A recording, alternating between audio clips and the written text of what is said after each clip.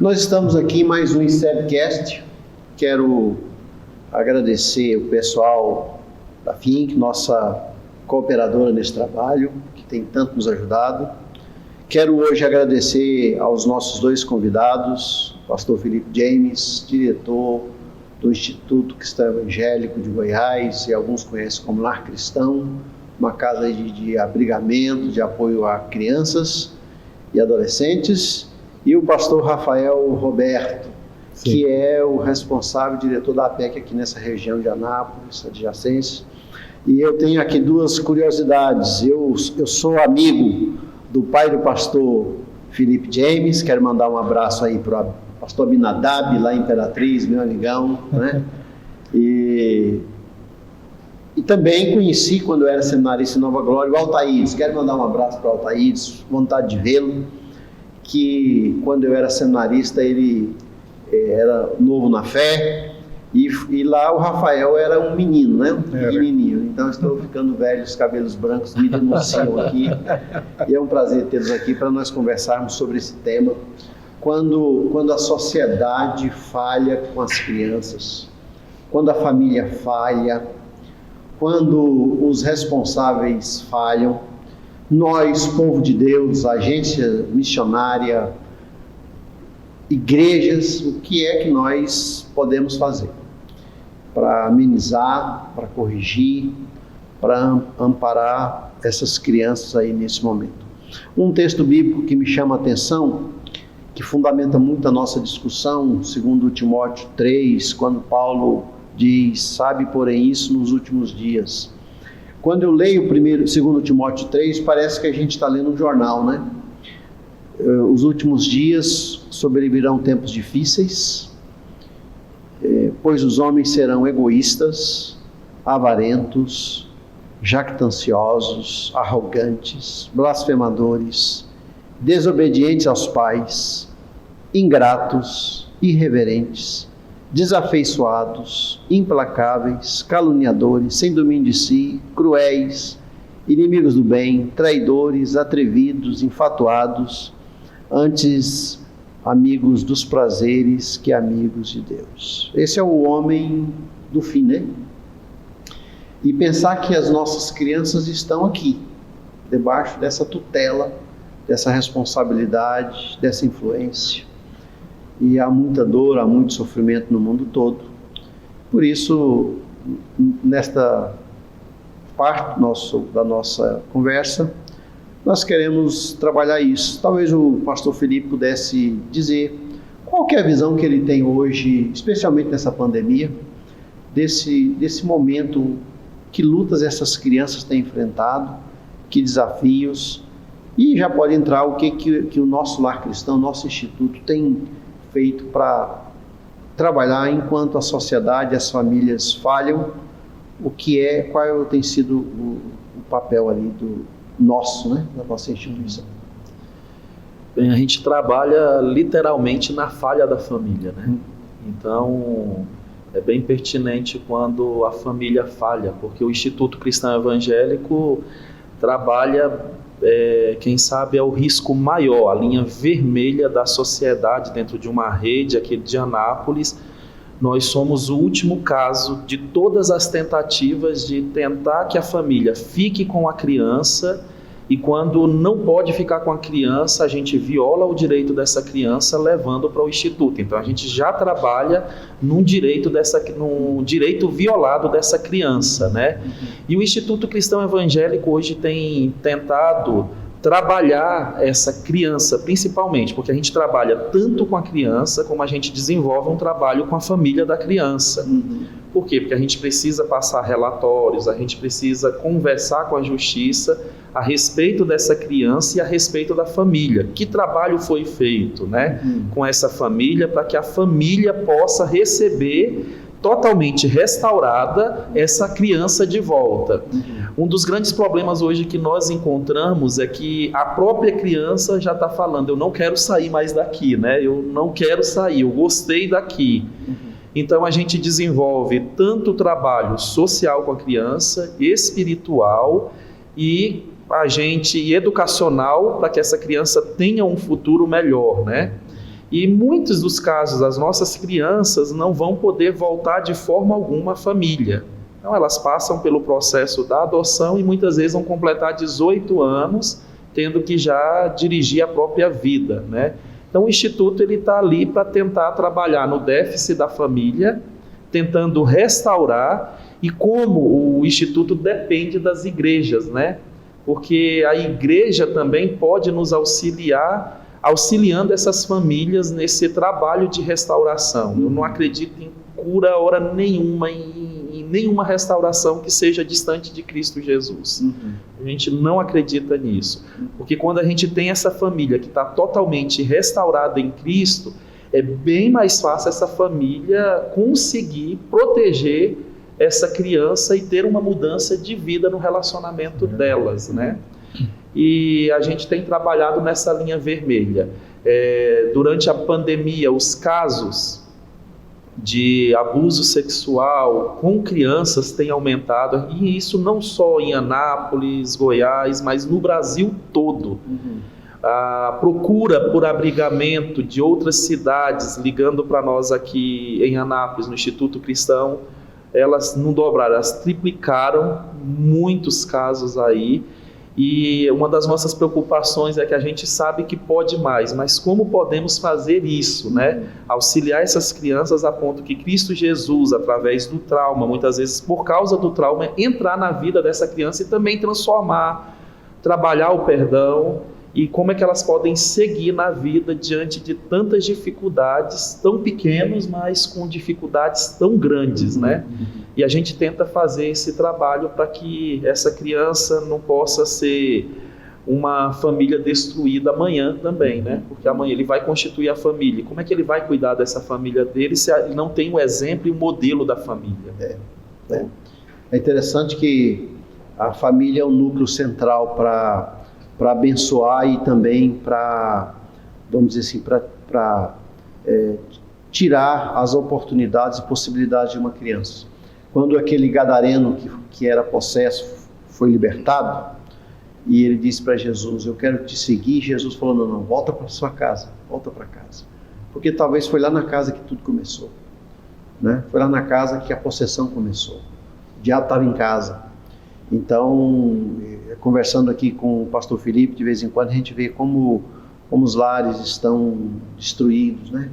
Como a família, que devia ser o apoio, o lugar central, o santuário da criança, hoje, nesses casos, é o lugar onde a criança mais tem que correr, de onde ela tem que correr, ela tem que sair porque é um lugar de tristeza, de destruição. Daí o nosso abrigamento, né? Eu disse aqui no início que não deveria ser isso. O certo é que as famílias deveriam cuidar, mas então hoje o abrigamento é um recurso quase que um escape, né? Um refúgio. O mal necessário. O mal necessário que as crianças têm, e que ali é esse trabalho integral, espiritual, emocional, né? Hoje, o nosso instituto hoje ele é bem suprido de obreiros, de profissionais, gente muito séria, muito competente, muito dedicada, muito amorosa.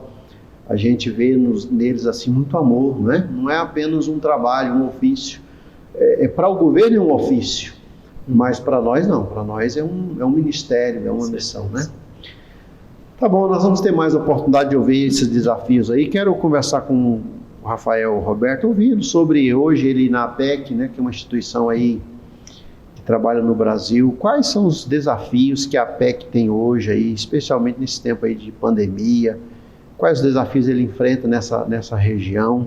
O que a APEC se propõe, né, para trabalhar quando a sociedade falha, talvez até quando as famílias falham ali na evangelização e educação das crianças?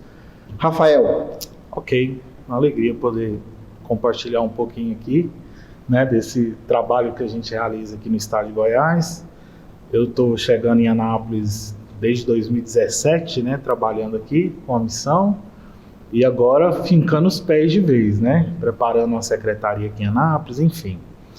Olha, são muitos os desafios que nós temos para desenvolver o trabalho com a criança, né? A APEC hoje, na verdade, ela não desenvolve um trabalho social, mas ela pode ser parceira de alguma instituição, igreja que desenvolve esse trabalho. A APEC é uma missão que se destina exclusivamente na pregação do Evangelho para a criança. Então, nosso papel é ressignificar a vida dessa criança por meio do Evangelho, né? Nós temos uma literatura, nós temos uma editora, então ali nós traduzimos tudo o que é a mensagem do Evangelho para que a criança possa compreender na linguagem dela e ter uma compreensão, uma maturidade, né, verdadeira a respeito da obra salvadora de Cristo Jesus. Nosso papel é chegar até a criança, é criar mecanismos para que alcancemos a criança, independente de onde ela esteja. Então nós temos aí crianças em situações como as que vêm aqui para o Instituto, né? Hoje, nesse momento, nós somos parceiros. A APEC entra dentro do Instituto e trabalha uma devocional, trabalha o crescimento cristão, o amadurecimento cristão na vida dessas crianças. Esse é um trabalho poderoso que a APEC administra, né? E não somente aqui, mas também em bairros, né? Nós temos os clubes de Boas Novas, que são pequenas classes de irmãos voluntários que abrem a casa deles para que nós da APEC possamos ir até lá e alcançar aquelas crianças ali da vizinhança, né? Enfim, nesse período de pandemia, os desafios se triplicaram. Por quê? Porque os pais têm medo de que as crianças saiam de dentro de casa. Os pais têm medo de que as crianças se aglomerem, né? Os pais reclusam as crianças dentro dos quartos e, o que é pior, colocam um celular na mão delas e a internet na mão delas sem qualquer vigilância, sem qualquer administração. Elas ficam por conta própria. O nosso diretor da APEC Nacional, né, o pastor Gilberto Celete, ele fala o seguinte, se você entregar um celular com internet na mão de uma criança, a mesma coisa você pôr ela para brincar com uma bomba atômica. Agora aquilo ali vai explodir, vai destruir a vida dessa criança, vai destruir a vida de mais pessoas por causa disso, né? Eu ouvi uma fala dele assim uma vez no Instituto, lá em São Paulo, e aquilo entrou no meu coração, porque é verdade. Então hoje nós temos um desafio, qual? Nós precisamos nos readaptar para esse sistema linkado hoje das redes sociais, para que dentro daquele modelo ali a gente tenha a oportunidade de ali dentro também alcançar a vida das crianças. É o que nós estamos tentando fazer agora. Nós temos aí vários links no YouTube, vários trabalhos da APEC em que tem devocionais infantis, histórias bíblicas sendo contadas, entendeu? Trabalhos de ensino mesmo, de livros bíblicos, de histórias bíblicas, de uma doutrina de salvação sendo muito bem aplicada dentro da linguagem da criança. Isso aí já é uma adaptação, porque o mundo mudou. A pandemia, ela já mudou o mundo. Ela já impactou. Ela antecipou. Ela antecipou algo que o mundo previa, né? Exatamente. Nós prevíamos que o futuro seria assim. Um povo mais afastado, muito uso das redes sociais, e a pandemia antecipou. Ela e pegou a gente assim, despreparado, né? De surpresa. Nesse momento, e a igreja vai correndo atrás, as instituições, os governos, todo mundo vai tentando achar um espaço, um lugar para avançar o máximo possível, né? Isso atingiu a todos, isso não atingiu a APEC em si, isso atingiu o Instituto, isso atingiu a igreja, isso atingiu as denominações, isso atingiu todo mundo.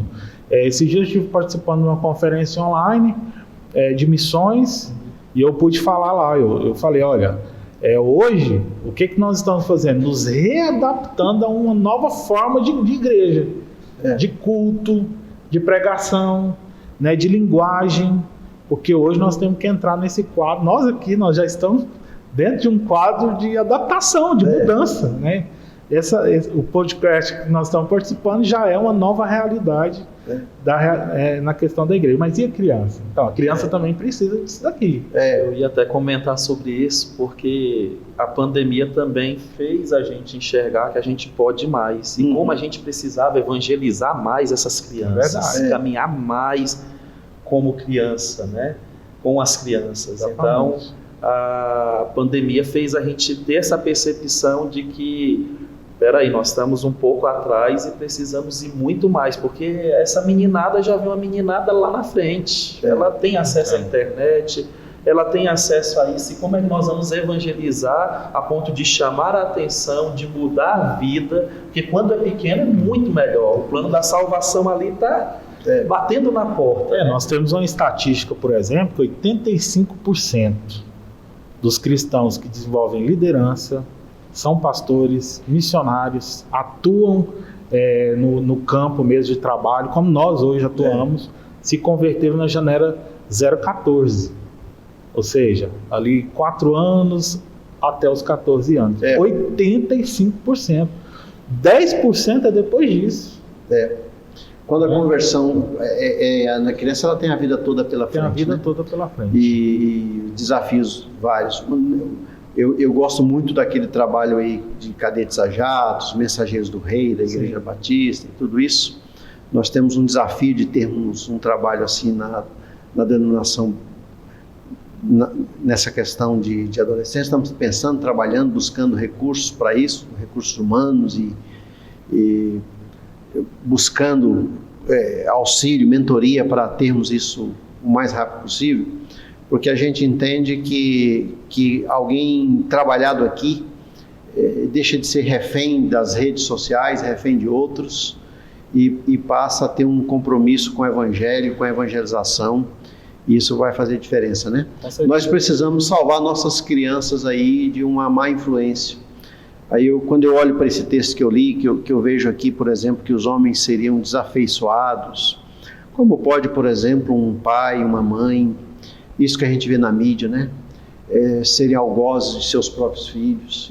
Isso traz para nós um senso de revolta, mas ao mesmo tempo cumpre aqui uma profecia: gente sem afeição, gente que não amou. Com certeza essas crianças aí que o nosso instituto abriga, e boa parte das crianças que está na nossa igreja, é gente assim que precisa da gente reverter isso aqui, né? Receber afeição, receber carinho, receber evangelização, para suprir essa falha que a sociedade deixou e que nós podemos de alguma forma amenizar, né? Eu tenho uma pergunta para o pastor Felipe James em relação aí, como é que as autoridades seculares públicas veem hoje o Instituto, esse trabalho de abrigamento, né? Há uma aprovação, há um prazer nisso, há uma dificuldade. Como é que o nosso instituto aqui em Goiás, em Anápolis, que é nacional, que ele trabalha com gente do Brasil todo, como é que ele tem sido visto, como é que é o relacionamento hoje com as autoridades seculares, públicas aqui da nossa cidade, do nosso estado? Hoje nós temos um relacionamento muito bom com essas autoridades, até mesmo porque as autoridades precisam também disso, né? Juízes, conselhos tutelares, promotores, porque, como eu falei, expliquei, é o último caso, porque a família não deu certo mesmo, aí tem que enviar para um abrigamento para poder ter tempo do processo correr e dessa criança poder saber o que vai ser da vida dela, ou ela vai ser restituída ou destituída do pátrio poder, né? Então, a justiça trabalha com isso, e enquanto isso, nós trabalhamos com a vida da criança, com a afetividade da criança, com a casa, e temos tentado devolver o lar para essa criança. A gente sempre diz lá que nós somos uma grande família, né? São vários irmãos, tem vários pais ali que cuidam, que amam, que estão zelando e protegendo essa criança. E a criança, quando ela se sente protegida, agora ela sabe o que é proteção. Poxa, aqui eu estou sendo protegida, né? Então, agora eu entendi a diferença do que não é ser protegido e ser protegida. E o relacionamento hoje do Instituto com as instituições aí de justiça tem sido muito bom mesmo, até mesmo porque o Instituto hoje ganhou muito crédito, credibilidade no sentido do trato com essa criança, do cuidado com essa criança. A gente tem quebrado um pouco aquela ideia do antigo orfanato, né? Que todo mundo tem medo. Então, quando o pai brigava com o filho, fala: eu vou te mandar para um orfanato para você poder me respeitar. O orfanato não existe para isso. O pai tem que ser autoridade, ele tem que olhar para a Bíblia e dizer: sou autoridade sobre os meus filhos, amar e ensinar. Quando falha, existe um abrigamento para isso também. Então, hoje, pessoas do Estado têm vindo atrás do Instituto para ver um pouco o perfil desse tratamento. Então, a gente mudou a comida da criança, tem que ser a melhor comida possível, a cama dessa criança é uma excelente cama. Por quê? Porque tudo de ruim, se ela já tiver passado, ela tem que ter passado lá fora. Eu sempre falo, olha, como os filhos de Deus, a gente precisa também oferecer o melhor para essas crianças. E o melhor não é só uma casa bonita, uma cama boa, mas também muito amor. E isso tem chamado a atenção. Então, promotores, desembargadores, muitas vezes têm nos procurado para poder dar uma olhada no Instituto e tentar seguir também esse modelo. Alguns têm até falado, eu nunca vi isso acontecer. Tem sido bem interessante essa questão. Então, a gente tem louvado o nome de Deus por essa mudança também. As igrejas cristãs evangélicas se aproximaram demais do Instituto e nós, com essa parceria Igreja Cristã, MEAN, a denominação através do pastor Luiz César também, que tem amado muito a casa, isso nos fortaleceu e tem chamado a nossa atenção para podermos crescer, para podermos alcançar outras cidades, para que o Instituto possa oferecer o cuidado para com essas crianças. Quer dizer, ou seja, o Instituto pode ampliar, né? Ele pode se instalar, se ramificar em outros lugares. As pessoas podem conversar com o pastor Felipe James. Nosso desafio é nacional, né? É nacional. O bom, pastor Luiz César, que as crianças não precisassem de abrigo, que as famílias fossem responsáveis e cuidassem dos seus filhos, né? Mas há desafios que nascem, né? Eu estava, por exemplo, analisando a questão das igrejas terem escolas para as crianças. Eu nunca vi um tempo tão propício para as igrejas hoje terem escolas. E antigamente eu vejo igrejas com esse cuidado porque tinha um retorno financeiro muito, muito bom, mas nem é esse o foco mais, né? Igrejas que podem, que têm estrutura, e muitas das nossas igrejas têm uma estrutura ociosa durante a semana toda. E hoje há muita mão de obra, muita gente formada, especialmente em pedagogia, nas nossas próprias igrejas e comunidades. Há muito apoio das prefeituras e dos estados para que as igrejas tenham. Eu penso que hoje é um grande desafio que nós temos, talvez seja até um tema para um próximo ICEBcast, um fórum na nossa denominação e nas igrejas, é que as igrejas tenham uma escola ali desde o início, aí, quem sabe até o ensino fundamental pelo menos, porque para nós trabalharmos a mente, a alma das crianças que estão sendo ideologizadas lá fora, as crianças que estão sujeitas a ensinos seculares, mundanos, eu até diria que em alguns casos que contrariam muito as escrituras sagradas, por exemplo, questão lá de sexualidade. Então os pastores, as igrejas, aqueles que nos ouvem e participam da ICEB e de outras denominações, deveriam pensar seriamente em já amanhecer 2022, olhando a estrutura da igreja, vendo aí junto aos MECs, às secretarias de saúde, de educação, ao MEC e às secretarias de educação municipais e estaduais, como é que a igreja pode ter escolas. E eu digo, é trabalhoso ter escola, é difícil, é oneroso, mas é um grande desafio se nós conseguirmos trabalhar as crianças no nível de escola com essa filosofia cristã, com a Bíblia na mão, com a confessionalidade que é possível e para nós termos uma geração melhor no futuro. Eu penso que hoje é um desafio enorme que as igrejas que têm estrutura têm, de prédio, de gente. Está aí um grande desafio para nós, né? Pastor Rafael, como é que você acha que a igreja hoje pode ser abençoada pela PEC e como a PEC hoje pode abençoar, como as igrejas podem abençoar a PEC, ajudar a PEC a se envolver e vice-versa? Como é que é essa relação da PEC, porque a PEC é um braço da igreja, né? Exatamente. A PEC não existe por si só. Exatamente. Ela é a extensão da igreja. O que é que, na prática, hoje, uma igreja, e os pastores, os membros que estão nos vendo e ouvindo, podem contar com a PEC e a PEC deve contar com essas igrejas? Ok. Então, a PEC está aqui para servir mesmo a igreja, né? Nosso trabalho, de fato, é participar junto com a igreja no alcance das crianças, né? O que nós fazemos? Nós podemos promover para a igreja, por exemplo, uma ampla capacitação dos seus líderes, professores de escola bíblica dominical, pastores, missionários ali dentro, trazendo para ele uma capacitação autêntica, com amplo conhecimento, diversa capacitação, para que ele possa atender a demanda na evangelização das crianças, no seu discipulado, né, e no ensino cristão, de educação cristã.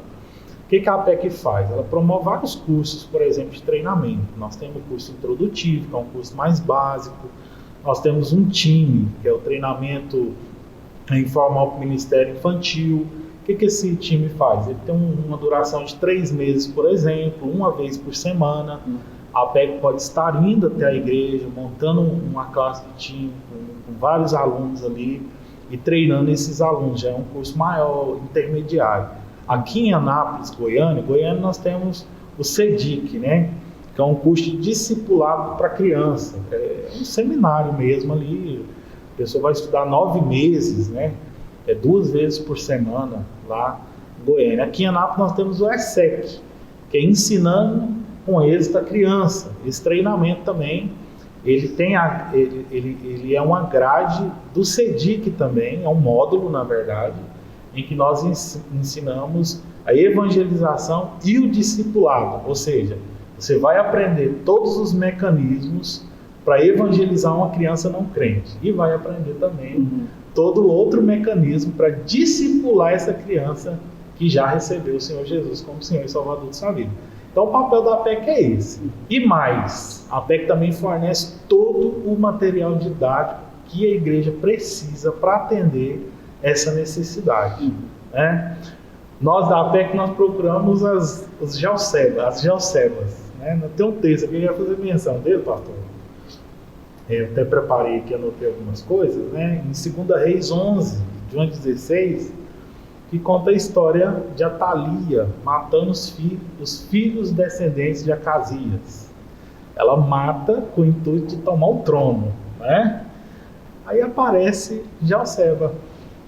Geoceba é a tia, né? Irmã do rei, e ela pega esconde. E ela pega a ama desse menino, a cuidadora desse menino, e esconde junto com ele. E ela esconde dentro de uma câmara secreta, dentro do templo. Agora pensa. E esse menino fica escondido lá 6 anos. 6 anos escondido lá. E aí, quem que administra todo esse período que a criança ficou escondida lá? O sacerdote, Joiada. Então nós temos 2 figuras aqui. Nós temos aquela Geoceba, que vê um ataque de furor mesmo, de ódio contra a vida da criança. E ela corre o risco de ser morta, entra lá na casa onde está acontecendo a matança e arrebata um. Ela salva um. Então às vezes a igreja pensa, né? Não, nós estamos aqui em tal lugar, não tem muito recurso. Mas se você puder salvar um, esse um vai fazer a diferença, vai valer a pena. Então não é desculpa, não é verdade? E esse menino é escondido onde? Dentro da casa de Deus. Ele é preservado, ele tem a vida preservada ali dentro, com uma pessoa que está fornecendo leite materno para essa criança. Quem são eles? São os tios. Somos nós, missionários de crianças, pastores, ali, professores de escola bíblica dominical, as tias lá que fazem escola bíblica de férias. Esse grupo que está entrando lá onde a criança está sendo violada, tirando ali a infância dela, roubando ali ali a ingenuidade, a pureza dela, né? A igreja está entrando lá. Exatamente. E está trazendo para onde? Para a casa de Deus, para que ali ela possa ser preservada. Não é verdade? E Joiada, que é o sacerdote, ele é o homem, é a pessoa, é o pastor. É o pastor que tem a visão. É o pastor que fala, pastor, educador. O educador, estou com você, vou te apoiar. Vou resguardar a vida das crianças aqui. Com o quê? Com o recurso que ela precisa, dando a atenção que ela precisa. Nós temos aqui, né? Jocebe é quem? Ela é o instrumento de Deus para frustrar os planos do diabo. A PEC é isso, irmãos. A PEC é uma missão que vai ao encontro da criança para frustrar os planos do diabo na vida daquela criança. Então a gente quer ser parceiro da igreja. É bom. Nós queremos ajudar a igreja. E a ICEB e a PEC tem uma parceria antiga, né? Tem. Nós temos alguns obreiros, tanto no passado como atualmente, que são missionários da PEC. A PEC serve as nossas igrejas, às vezes usando nossas instalações. Então a PEC é muito querida, muito apreciada pela nossa denominação. Verdade. Acho que por todos, mas a nossa em particular, porque é que nós vivemos e convivemos aqui. Algo que o pastor Rafael falou que me chama a atenção é que nós temos hoje na ICEB o papel da educadora, aquela mulher que é formada no CETESEB, que está apta para trabalhar, na maioria das vezes, com um departamento de escola dominical, departamento infantil, que as nossas igrejas precisam valorizar muito, né? Abrir espaço para elas. Elas são parceiras, elas são instrumentos de Deus para abençoar a criança. Dificilmente nós vamos encontrar uma criança bem formada, crente, que serve ao Senhor, que não tenha na sua história uma professora de escola dominical, uma educadora ou um professor que tenha investido na sua vida, né? É esse papel de cuidado quando a sociedade falha, quando a família falha, e nem sempre quando a família falha. A igreja, ela é parceira da família, né? A igreja é a extensão da família. Então a igreja está ali para abençoar as crianças e cuidar e ajudar na educação espiritual. E como denominação, nós cuidamos também dessa parte estrutural, material das crianças. Que bom! E falando em parceria, pastor, a PEC, através do pastor Rafael e o Instituto, né? A gente está tendo uma parceria muito interessante, a ponto de ter um discipulado contínuo, né, Rafael, com as crianças, e alguns projetos que virão, né, com o coral do Instituto, que pós-pandemia irá visitar as igrejas. Eu e o pastor Rafael estamos fazendo alguns projetos com fantoches, músicas, palavra, para a gente acompanhar a igreja divulgando o Instituto e também esse trabalho de pregação para as crianças, né? As crianças precisam ouvir o plano de salvação. Estava comentando aqui bem baixinho que eu sou fruto desse trabalho da PEC também, quando criança, minha igreja lá em Imperatriz, Maranhão. Lembro das histórias missionárias da PEC, que coisa maravilhosa, o livro sem palavra, quantas vezes eu produzi para poder falar. Samuelito, né? Samuelito bem famoso, né? O grande mexicano.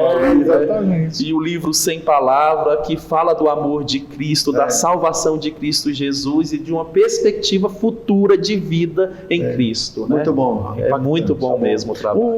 Uma parte aqui, nós estamos trabalhando hoje como denominação os 120 anos de fundação.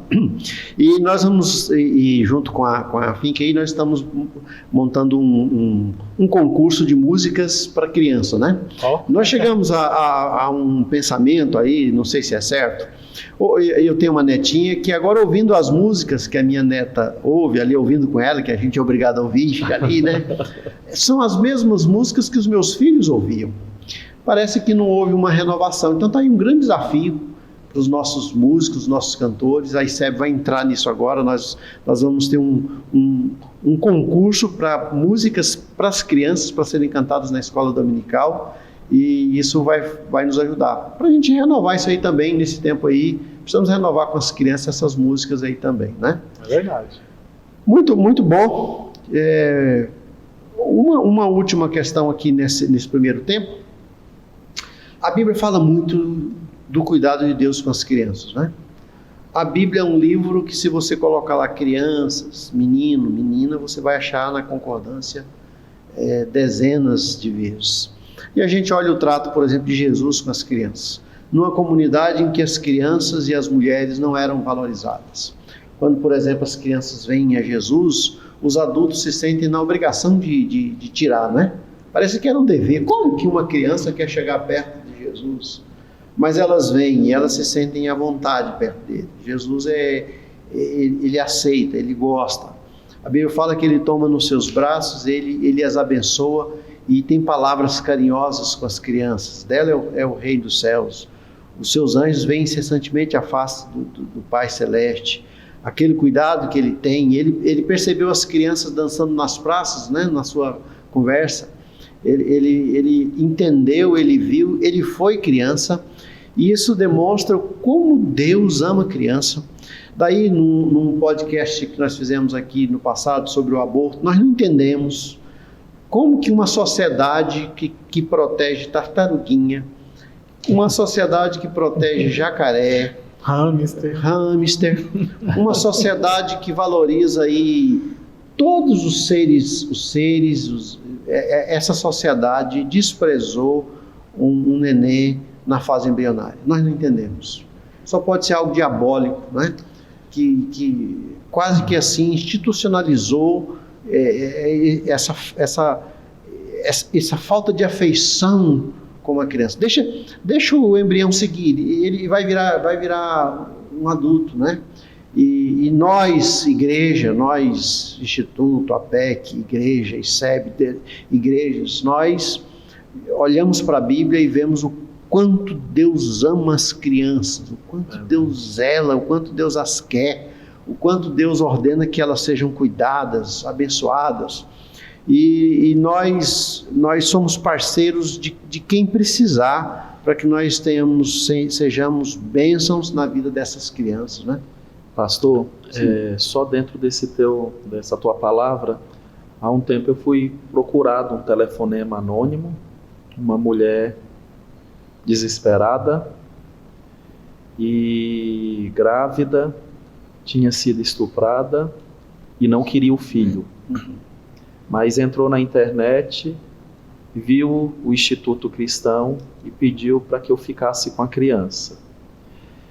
E ela perguntou se ela poderia ser presa. Não existe crime quando você tem o filho e não quer, não há crime. Crime existe para quando tem o aborto, você jogar no lixo a criança depois que nasce, no rio, abandonar ela sem ninguém. Mas tem meios para que a gente faça isso. E a gente organizou tudo, ligamos para pessoas tem pessoas treinadas para esse tipo de caso, que não é o primeiro e não é o último, são vários casos.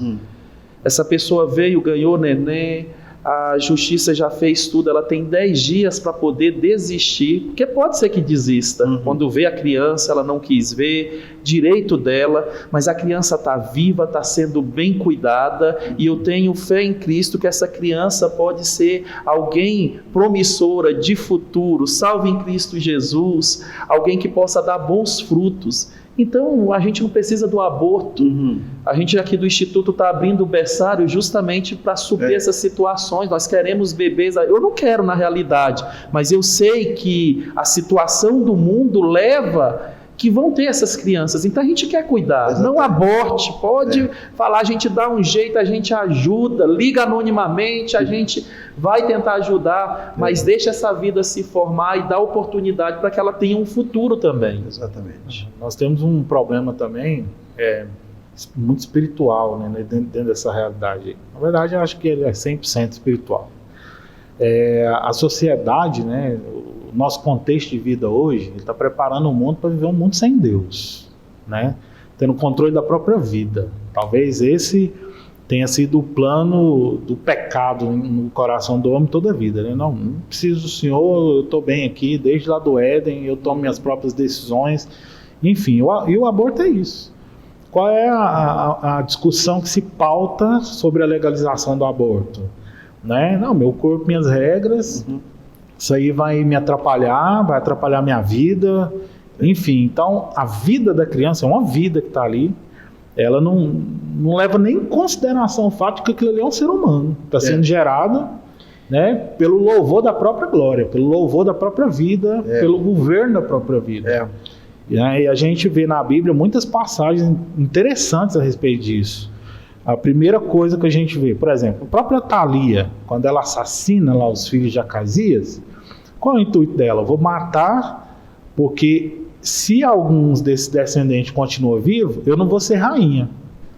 Então eu quero governar. Então ela mata. Quando você vai lá em Êxodo 1, de 8 a 22, você vai ver quem lá? Faraó. Faraó faz o quê? Não, esse povo está crescendo demais, vamos matar aí os filhos homens que nascer. Por quê? O que ele quer? Manter a dinastia, o poder, o governo individual, né? Você vai lá em Mateus 2,6, quem está lá enfurecido também? Herodes. Esses 3 reis magos aí me enganaram, não me falaram onde foi que o rei nasceu. Agora vamos fazer o seguinte, vai matar todos. Entendeu? E hoje nós estamos vivendo um tempo igualzinho. Só que agora o reino não é de até porque os governos, né, os líderes aí que têm aprovado o aborto, são líderes que têm esse discurso na ponta da língua. Olha, nós queremos valorizar a sua individualidade. Então nós vamos aprovar a lei que lhe permite abortar para você seguir o governo da sua própria vida. Isso é diabólico. Desde os tempos aí bíblicos antigos, a gente já está vendo esse negócio. E a gente vê também, por exemplo, na Europa a sociedade envelheceu muito. Exatamente. E há poucas crianças, né? Há mais adoção hoje, adotando meninos palestinos e desabrigados do que filhos Portugal naturais, é um né? exemplo disso. Não há Portugal jovens, não tem exército. E nós, tem. exatamente, nós como igreja, como instituição, como povo de Deus, numa cidade como a nossa, na nossa cidade, nosso olhar tem que ser carinhoso, né? Amoroso. Olhar para uma criança é olhar para um futuro, é ver a potencialidade. O que vai ser esse menino, né? Aquela oração lá de Manaus, o que será do menino? O menino pode se tornar um instrumento de Deus, uma bênção na sociedade, um pai de família, um habitante do céu. E nós hoje trabalhamos essa questão. Nessa época de pandemia, em que as afeições são todas mudadas, os sentimentos, nós devemos olhar com muito cuidado quando a família está falhando, quando a sociedade está falhando e falar, olha, nós temos aqui uma alternativa, nós somos uma opção, né? Nosso instituto, a PEC, igrejas, denominações inteiras, o nosso próprio lar. Às vezes é mais fácil a gente jogar para a igreja, mas nós mesmos, em termos aí de abrigamento, de adoção, de suprimento de necessidades, a nossa família pode se estender, nossas mãos podem abençoar muito. Nós temos visto de vez em quando aí organizações de pessoas, e às vezes de forma individual, ações para amenizar a dor, né? Há muita fome, há muito desemprego, há muita dor, há muito sofrimento, há muito abandono, e o olhar cristão ele é diferenciado, né? Nós temos um olhar amoroso, nós olhamos o mundo com os óculos de Deus, nós pensamos biblicamente o que Deus quer através de nós, e nós agimos assim. A gente não pode dizer, não, a sociedade falhou, o problema da sociedade, né? Eu me lembro uma vez de uma discussão na igreja que alguém falou, não, isso é papel do governo, e se o governo não fizer? Problema do governo, né? Se o governo falhar, e nós estamos aqui, mas nós somos parceria, né? Nós como igreja, nós temos que pensar o seguinte, nós não podemos responsabilizar o governo por uma ação que Deus cobrou da igreja, né? A igreja tem o seu papel, a igreja tem uma função específica, né? Manifestar o reino de Deus nessa terra e alcançar todos aqueles que ainda não creram, para que possam crer em Cristo Jesus, trabalhar, né? Ressignificar a vida de alguém, né? Voltar para o primeiro amor, trazer de volta para a verdade, no caso, né? Então nós vemos, por exemplo, as ideologias tomando conta, politicamente correto tomando conta, dos púlpitos, de igrejas que estão se amoldando a esse padrão do mundo. Não, isso aqui tem que ser atualizado no texto bíblico, isso é antigo. Aqui, isso aqui já não faz parte mais do contexto que nós estamos vivendo, né? São heresias que estão sendo adotadas para trazer pessoas, né, com algodão no ouvido. Aquelas pessoas que não suportam a verdade, então essas pessoas são trazidas para esse meio. E todo o resto acaba sendo condenado por causa de muitas dessas igrejas, que na verdade igrejas nada têm, né, porque adotam essas ideologias. Qual é o nosso papel? Nosso papel é ser firme com a verdade. Dependendo do que aconteça com a igreja, exatamente, com o pastor, com o missionário. Entendeu? Quando eu, por exemplo, vou para o campo, aqui em Anápolis, trabalhando com as crianças, eu não temo em dizer que Deus fez Adão e Eva. Que outro gênero não existe. Nosso compromisso é com a verdade. Meu compromisso é com a verdade. E isso assusta algumas crianças. Aí você percebe. Quando uma criança se assusta, mas pastor, e tio, e leva algum questionamento, o que aquilo ali me aponta? Essa criança já está aprendendo lá dentro de casa ou em algum lugar a maneira errada de ser. Entendeu? Ela já está recebendo uma influência ideológica. Então, por exemplo, quando ela se manifesta contradizendo aquilo que está sendo ensinado que é a verdade, então eu tenho ali um alvo. Essa criança, ela passa a ser meu alvo. Por quê? Porque a mente dela já está sendo destruída, né? Porque isso é a morte. Você quer matar um ser humano, é você matar o conceito original, a verdade familiar. A família é a base.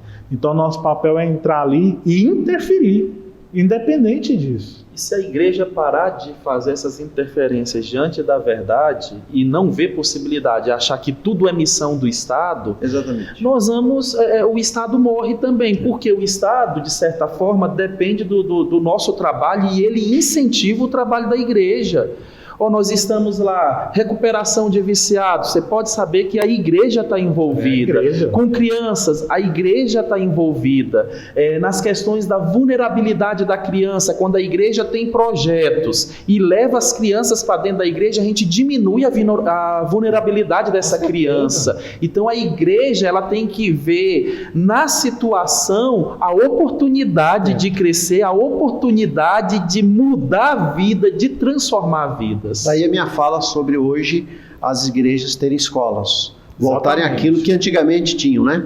Eu lendo a história nos Estados Unidos, quando os ingleses foram fugindo ali da guerra católico-protestante, toda a igreja evangélica, toda a igreja protestante tinha uma escola, inicialmente para se aprender a ler a Bíblia, mas isso trouxe uma revolução, uma transformação na sociedade, pastor, muito grande. Meu avô estudou no seminário no Rio de Janeiro, voltou como pedagogo para o estado de Goiás, lá na região Nova Glória ali, Itapaci, né?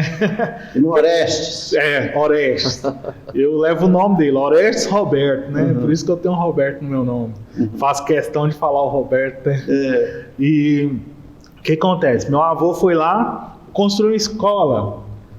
Vamos levantar o recurso, veio recurso ali do estado, da prefeitura, para construir uma escola. O que construiu? Uma escola em forma de igreja. Ué, mas isso é uma escola? Parece uma igreja? Então ele ensinava a ler como? Na Bíblia.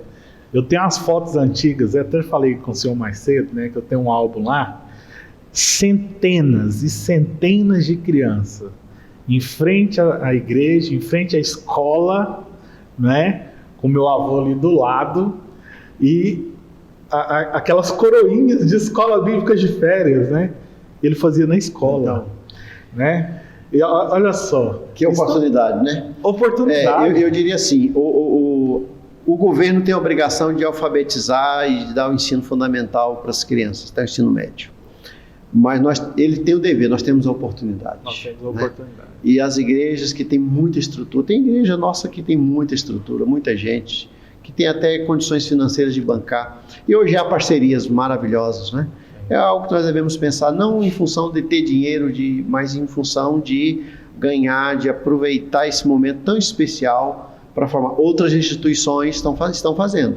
Enquanto nós estamos deixando para o governo, instituições aí estão entrando com suas filosofias e Exatamente. estão trazendo essa diferença e nós precisamos reagir. Né? Eu lembro muito das igrejas que faziam quadra de futebol nas igrejas para chamar a meninada para dentro. E aquilo dali não é só o futebol, é uma oportunidade de transformação de vida. O menino vem jogar a bola e sai com a vida transformada para o resto da vida. E é a oportunidade da igreja crescer, pastor. Quantas crianças não foram para jogar bola numa igreja e hoje são pastores, missionários, pessoas que estão fazendo diferença nesse mundo Às vezes tão ali naquele difícil. futebolzinho oferece um lanchinho, menino com fome, vai. Eu lembro das classes de 5 dias, até que eu participei de várias. E aqui dali tira o menino da rua, leva para a igreja, o menino tem uma oportunidade de conhecer o que é de melhor para a vida dele, que é Cristo Jesus, e ter mudança de vida. Eu tive testemunhos aqui, um ex-interno aqui do Instituto conversando comigo. Ele disse: pastor, por que eu não aproveitei a oportunidade quando eu estive aqui? Como eu era revoltado. E eu quero dizer uma coisa, pastor, continua, porque eu só tive mudança na minha vida quando eu conheci Cristo Jesus. Aí a minha vida mudou, as minhas mágoas caíram, eu entendi o propósito de Deus e estou crescendo na vida. E a igreja está ajudando isso, esse processo. Muito bem, tá bom. A gente termina esse período, né? Tem algumas perguntas de alguns participantes, nós agradecemos. E muito obrigado por esse momento até aqui. Amém. Obrigado aí pela nossa audiência e as perguntas que nos foram enviadas. Queremos discuti-las aqui um pouquinho. A primeira veio aí de @AnaCmarra. Quais as oportunidades a igreja tem nesse tempo de pandemia em relação ao tratamento com as crianças? Né? Que oportunidades as igrejas têm? Sabemos que tem as dificuldades, mas as oportunidades. Então, o Rafael poderia começar? Então, nós temos que ver as coisas não com muita dificuldade, né? Nós temos duas formas de olhar isso aí. Nossa, e agora? O que nós vamos fazer? Ixi, não tem como. Deitar e se confortar. Ou a gente olha isso e vê grandes oportunidades. Então, por exemplo, existem muitos mecanismos para a gente ir ao encontro dessa criança. Um deles é um trabalho online. Você pode desenvolver esse trabalho ali na sua igreja local, né? Passar o link para os pais. Semanalmente, os pais colocar ali as crianças para desenvolver essa tarefa devocional. Isso é uma oportunidade, até porque hoje o nosso contexto de vida ele está linkado, ele está muito online, resolvendo as coisas muito online. Outra coisa, você precisa desenvolver um trabalho mais pessoal com essa criança, mas sem ter a oportunidade de estar junto com ela, porque é o que tem acontecido, a igreja ela pode desenvolver tarefas, por exemplo. Então ela vai fazer ali rodar uma tarefinha, ela vai fazer uma lembrancinha ali com um pirulitinho, com uma balinha, um versículo bíblico de memorização, entendeu? E pede os pais para passar ali na igreja, né? Faz ali como se fosse um drive-thru, né? Vai passando ali na porta da igreja, vai pegando esse material, uma lembrancinhazinha para a criança, levando para casa, para estimular essa criança a estar participando dessas devocionais online, desse trabalho online.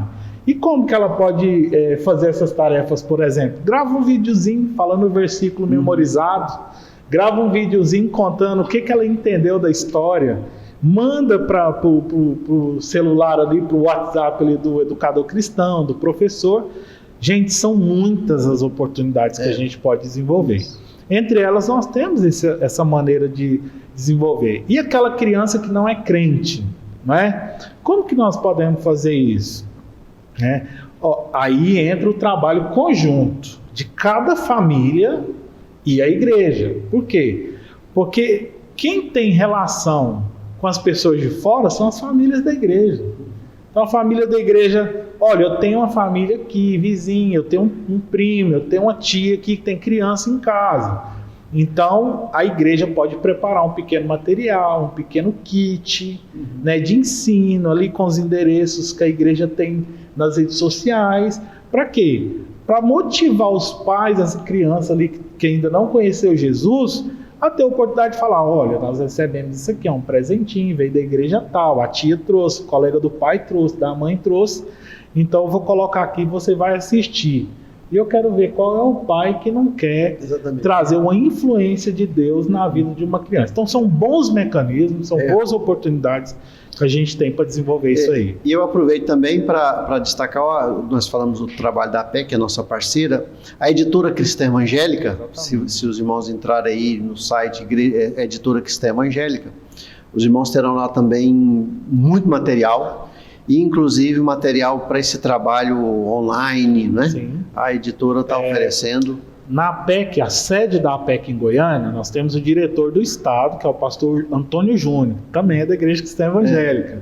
E lá tem a livraria da APEC. E na livraria se vende também todo o material da Editora Cristã. Tá bom. Muito evangélico, os irmãos podem procurar. Lembrando que a editora, até para escolas, tem a Educação hoje. Por Princípios que é fenomenal. Então, é interessante. Então, esse material Educação por Princípios é um material que a editora hoje tem para que essas igrejas que têm lá a sua escola secular, lá, o de ensino fundamental, a nossa editora está preparada para fornecer esse material, compensa conhecer e compensa estruturar aí uma escola. Pensem nisso. Eu tenho dito para os colegas pensarem seriamente nessa possibilidade de, a partir do ano que vem, aí, claro, tudo isso aí, cada cidade tem o seu padrão, cada estado, mas compensa a gente andar por aí, né? Com certeza. Muito bom. Próxima pergunta, @João Paulo Silva. Quais os principais sinais de pessoas em situação de vulnerabilidade, talvez aqui de crianças que estamos tratando, quais os sinais físicos e psicológicos, talvez aí o pastor Felipe possa dizer, que tipo de abordagem as autoridades fazem, porque parece que as autoridades hoje públicas não é necessariamente o Instituto que dá o primeiro passo, né? Essas pessoas já chegam para cá.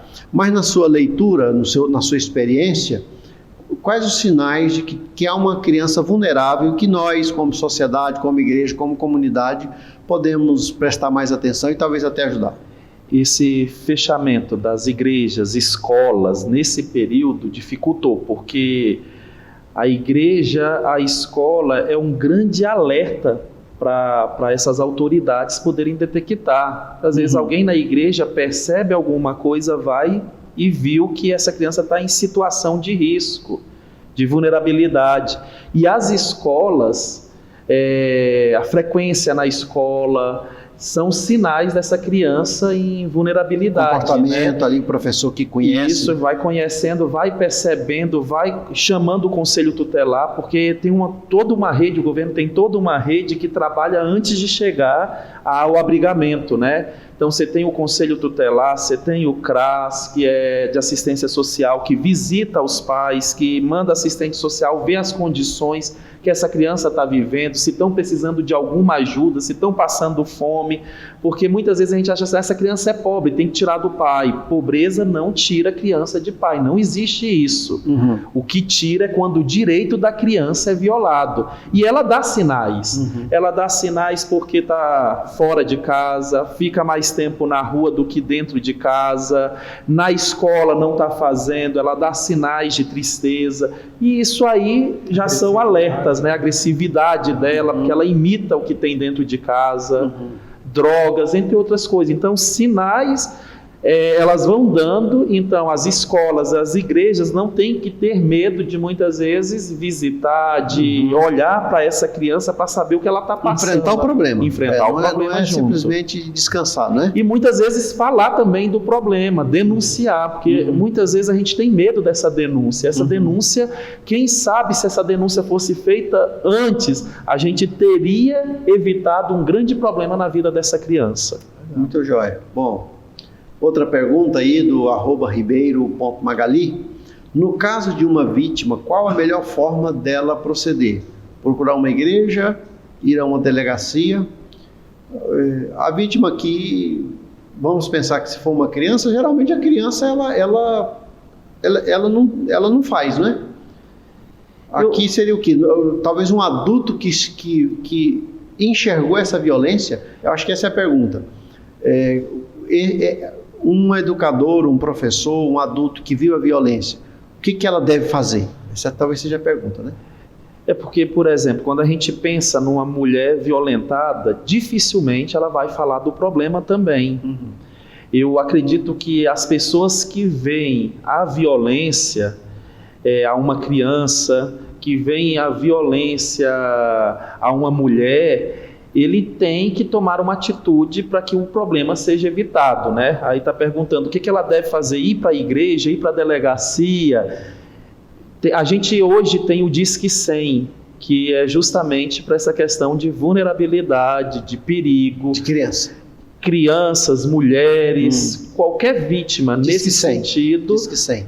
Disque 100, você denuncia anonimamente e as autoridades, a polícia já vai automaticamente, porque quando é caso de violência e no caso de vulnerabilidade, eles vão rapidamente, já acionam o sistema. Para quê? Porque precisa evitar o problema futuro. A gente tem o caso do Henry, né?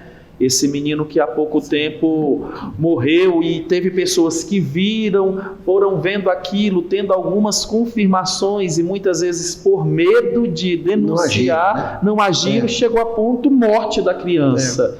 E quantas crianças são mortas que a gente não descobre que é dessa forma? E talvez até antes de chegar nesse ponto de violência, a igreja tem um papel fundamental, né? Com certeza. A igreja é preventiva. Exatamente. Quando uma criança frequenta uma igreja, quando uma família frequenta a igreja, eles aprendem a uma convivência, a um estilo de vida diferente, né? Então a igreja é fundamental nisso aí. Eu me lembro que quando fazia universidade, lendo lá o Émile Durkheim, um francês, que ele dizia, ele ficou impressionado como que ele, ateu, mas que nas igrejas protestantes o nível de suicídio era quase zero. Ele dizia, eu não consigo explicar isso aí, a gente consegue. Então, o nível de violência nas igrejas tinha que ser zero. Mas se ele acontece, a igreja tem que ter um olhar percebido, carinhoso, zeloso, para trabalhar com a família, para chamar a atenção.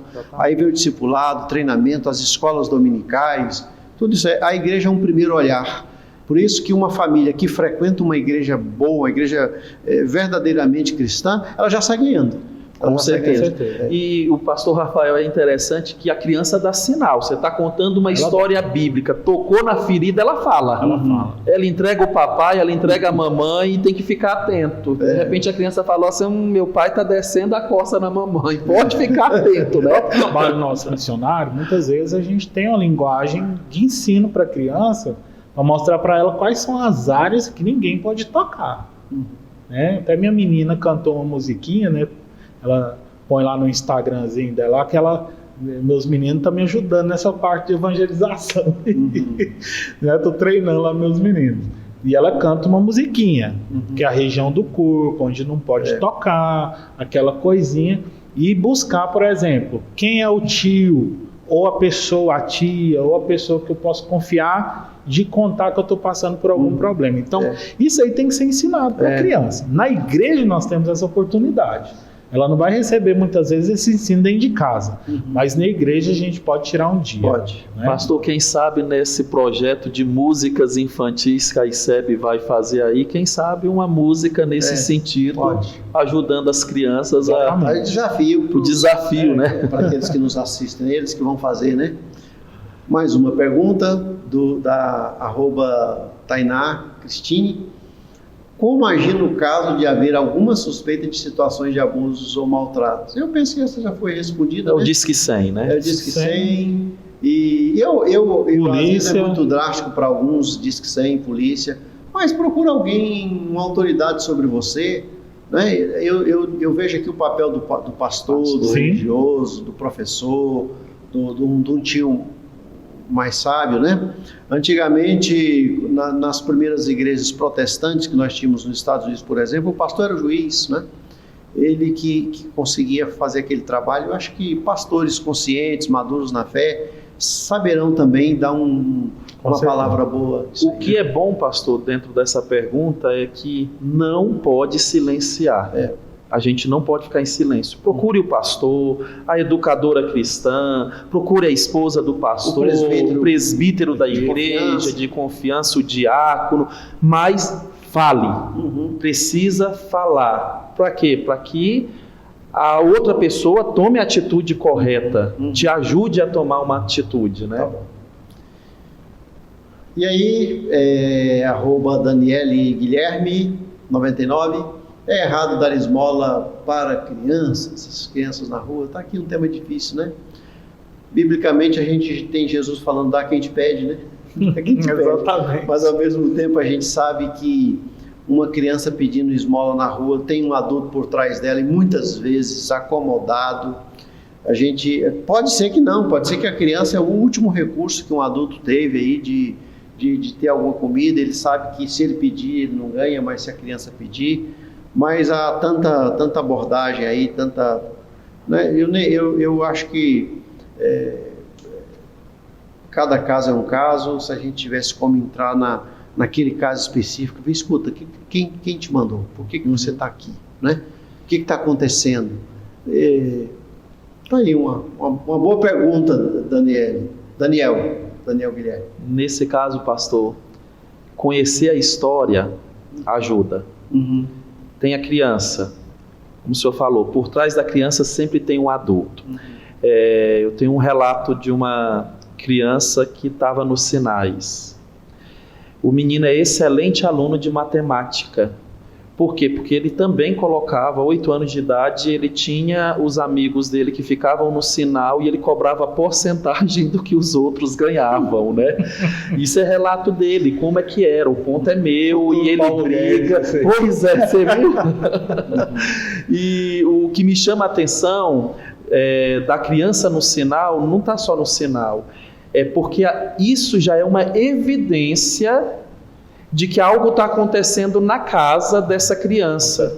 Então a igreja, que muitas vezes viu a criança, o irmão viu a criança, se compadeceu, quer ajudar, vamos procurar a casa dessa criança, vamos saber como é que está, porque muitas vezes a situação é que o filho também quer ajudar o papai, a mamãe, porque estão passando fome. Então a gente precisa olhar cada caso um caso. Agora, dar simplesmente que dó eu dei, isso pode aumentar o índice de drogas, o vício dessa criança. E esmola no sinal, gente, é algo vicioso. Tem pessoas que estão fazendo isso como fonte de renda. Há um tempo atrás teve uma reportagem em Goiânia de uma senhora que pedia esmola numa praça em Goiânia, onde fica a Feira da Lua. Eles calcularam que ela estava tirando em torno de R$8.000. Eles seguiram essa mulher, ela pegava um ônibus, ela descia na próxima parada, um carro vinha e buscava ela. Ela morava num bairro média classe de Goiânia. Então era algo vicioso, aquilo dali já dava muito dinheiro para ela e não era algo de necessidade. Então é o perigo, e principalmente para a criança. Então, quer ajudar uma criança? Olhou a criança na rua, conversa com essa criança, identifica onde é a casa, tenta identificar e passa a ajudar a casa. Porque lá você vai detectar o que realmente essa criança está passando. O problema às vezes é mais sério, né? Sim. Aqui em Anápolis, uma igreja nossa, muito carinhosa, viu um grupo de gente fazendo o espetáculo circense na rua. E todo dia aqui. Aí foi perguntar, falou, não, a gente veio com um circo para cá, para Anápolis, a pandemia chegou, a gente estava aqui, não tem como abrir um circo, a gente precisa fazer isso aqui. E a nossa igreja adotou esse pessoal. Ele deu comida, tratou, fez amizade, foi algo muito jóia. E um pouquinho além, né? Uma criança na rua pedindo esmola, tem algo por trás, tem uma história, ele tem um rosto, mas tem uma vida. Com certeza. Se a gente puder ir um pouquinho mais, esse é o nosso grande desafio. A gente vai ganhar essa criança, viu? Tá bom. Tem mais uma? O que devo ensinar ao meu filho para se defender de situações de abuso e violência? Essa do @Ícaro Contown. Eu acho que o pastor Rafael falou sobre isso, né? A igreja ali ensinando, né? Aqui na questão do papel do pai, né? O pai ele tem que jogar abertamente. Tem que falar. Tem que sentar o filho. Eu fiz isso com meus meninos. Inclusive, Rafael, na questão até da internet, né? Isso. Como é que... Eu acho que tem que ter uma certa supervisão ali e certos códigos que o pai tem que ter para o filho não ficar muito refém. Eu tenho uma boa referência para quem quiser ouvir, por exemplo, se instruir, principalmente na questão da lei, legislação. É o Dr. Guilherme Shelby. ele é procurador da República, ele fala todos os anos no Congresso da APEC, e ele tem alguns manuais, entendeu, que ele escreveu, que auxilia para perceber, por exemplo, criança em situação de risco, vulnerabilidade, assédio, essas questões. E também como que a gente pode proceder nessa questão. Então, a melhor indicação é a seguinte: senta o seu filho e fala. Você precisa falar, né? Eu ouvi uma palavra do reverendo Vassílios, né? Reverendo Vassílios Constantinides. O que ele disse? Eu me preparei, mas a Ilona, que é a esposa dele, psicologicamente, porque nós queríamos ser os primeiros a falar sobre sexualidade com o nosso filho. Mas quando ele chegou, ele se surpreendeu. O menino já tinha aprendido. Então ele queria ser o primeiro e ele perdeu essa oportunidade. Perdeu a chance. Lá em casa eu já tomei essa medida. Eu falei, eu vou ser o primeiro a ensinar. Então nós ensinamos que assuntos referentes às partes sexuais da criança, olha, ninguém pode conversar isso com você, só eu que sou seu pai. Né? Falei para a Débora, falei, olha minha filha, você já está ficando mocinha, ela tem 9 anos. E hoje as meninas estão se formando com uma velocidade assustadora. Eu mesmo estou muito assustado. Então eu falei para ela, falei, olha, o seu irmão já não pode mais te ver sem roupa, então vocês têm que fechar a porta do quarto quando for trocar de roupa. Isaac, respeita a sua irmã. Débora, respeita seu irmão, né? Vocês já estão ficando adultos. E expliquei para eles, falei assim, olha, essa região aqui, nem eu que sou seu pai posso tocar, viu minha filha? Não pode acontecer. Se acontecer, fala para sua mãe. Se alguém ousar, fala para sua mãe. Tava brincando, aí tocou aqui, fala para mim quem que foi e como que foi essa brincadeira. Vou resolver. Que eu vou resolver. Então, o pai, ele tem essa responsabilidade. Ele precisa sentar e falar com os filhos. Uma dessas situações aí, pastor Luiz César, é que o trabalho da igreja também é essencial. Em São Luís, uma das nossas igrejas, em São Luís de Montes Belos, eles têm levado a igreja, a escola para dentro da igreja, o que tem surtido muito efeito. Bom. O pastor Fábio, a Regina, tem feito um trabalho maravilhoso com essa situação. Quando você falou do Guilherme Shelby, eles levaram também lá, então eles trabalham muito com isso, um excelente trabalho. Bom demais, viu? Bom demais. Eu acho que a gente pode terminar. Quero apenas deixar aqui um pensamento no final. Nós estamos hoje vendo no mundo que, muito antes da pandemia, a questão dos refugiados, né? Quando se tem refugiados fugindo aí de guerra, de perseguições, as crianças são as que mais sofrem. Nós temos aqui no Brasil hoje milhares de refugiados venezuelanos, especialmente lá no norte, Roraima, né? E eu penso que como igreja, como denominação, a gente podia ter um olhar mais atencioso para essas famílias. Eu até penso, por exemplo, uma igreja nossa no interior, pego aí Séries, se ela pudesse ir lá e trazer uma família para morar na cidade, para arrumar emprego, para cuidar das crianças, seria algo muito interessante esse tempo, né? Um olhar carinhoso para que essas crianças tenham mais chance, né? Muito obrigado, bom, pastor Felipe, que representa aqui hoje o Instituto Cristão Evangélico, pela palavra, pelo trabalho. Está aí a necessidade da parceria, das orações. Rafael Roberto, nasceu em Nova Glória, filho da irmã Udeci e parente da Uda. Isso. Da Uda, Udete, o Guinéio, o Dissema. Conheci a sua voz, Irmã Maria Vaz, o povo de Nova Glória. Um abraço para a nossa igreja de Nova Glória, povo abençoado, povo de Deus ali. Que Deus abençoe, Obrigado aí pelos que nos assistem. Continue orando. Eis aí um desafio que não é só nosso, é de todo mundo, né? Amém. Abraço. Deus abençoe. Amém.